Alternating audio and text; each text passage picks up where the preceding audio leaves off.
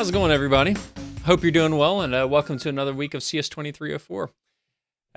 For this week, I've just got a couple of things to touch on and review the poll results from last week, as far as and also one announcement to make. So we'll get started off. We've got our little meme here for the day. Guru from Despicable Me, great movie. If you haven't seen it, you definitely should. And we're going to be talking about debugging this week and kind of observability and probes and just making sure that our containers and our pods are working the way we expect them to, but also how to observe them a little bit. And I fully recognize that I use the term observability, but we're not going to be talking about Prometheus and metrics and that kind of stuff. So if you're familiar with Prometheus, we're not going to talk about it today. We're going to be just talking about the native Kubernetes monitoring and debugging and all that kind of stuff too. So as far as assignments due this week, we'll have another hands-on, another poll.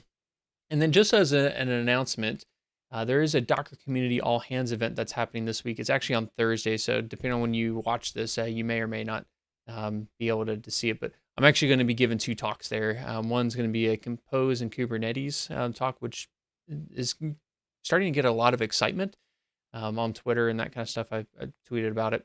And then I'll also be doing one about images and how to kind of know why our images are so big. So I'll be diving into a little bit of the architecture of images, how they're structured, and then how, what tools we can use to kind of step into them and figure out why they're so big. So anyways, feel free to check it out if that sounds interesting to you.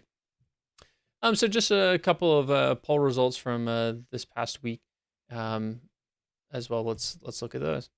So the first one was the pace of material is okay for me. And honestly, with this being the first time doing a Kubernetes course and the first time, many of you have worked with containers at all, it's kind of just curious how it's going. And it seems like the vast majority of you, 87% of you, think it's just right. So that's good feedback for me.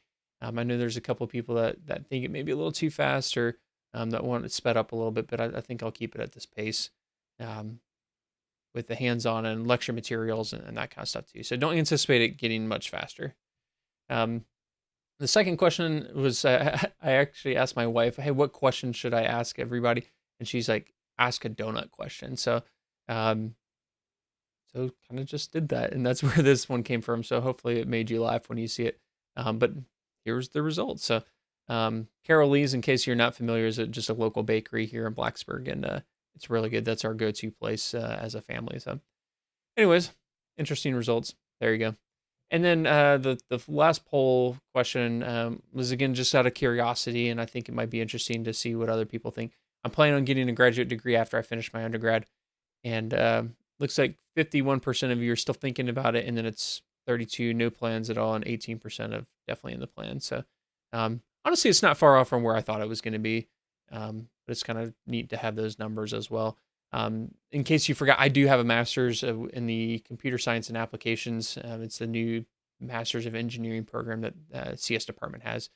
But honestly, depending on what you want to do, there's not a big reason to get a graduate degree if you're planning to do like development or that kind of stuff. If you want to go on the research side of things, then absolutely. But if you're just planning to do like development and like Kubernetes and this kind of stuff, for the most part, there's really no need to get a graduate degree. So, after I got my master's, it didn't really open up a world of possibility for me. So, I mostly just did it because I was working here and it was free. So why not? Last thing I just want to announce, I'm making a small change on my policy regarding late work. The syllabus originally stated that no late work it would be accepted. And I'm going to change that a little bit. Just recognizing that some of you run into problems last minute because you're waiting till the last minute or other things come up, whatnot. So I'm going to allow late work, but it's going to come with a pretty hefty penalty. So it'll come with a 50% penalty. So instead of the max of 50 points for the week, if you've got late work on the hands-on, typically the hands-on are going to be about 40 points. You can get a most 20 points out of the hands-on. So no need to ask for permission. I'm going to set up Canvas so that it will continue to accept work after the due date. That it'll just add the penalty to it. So now, if you do have another circumstance, a death in the family or a medical issue or something of that sort, that's going to make it so that you miss work. feel free to reach out to me too, and I can still waive penalties on those kind of situations. But I'm not going to waive it for things like my internet's out at home, because there's lots of other places you can get on the network, or that kind of stuff. So just be aware of that. And other than that, hope you have a good week, and hope you enjoy the material for this week. As always, feel free to provide feedback and input on how I can make the class better, and we'll go from there. All right, thank you.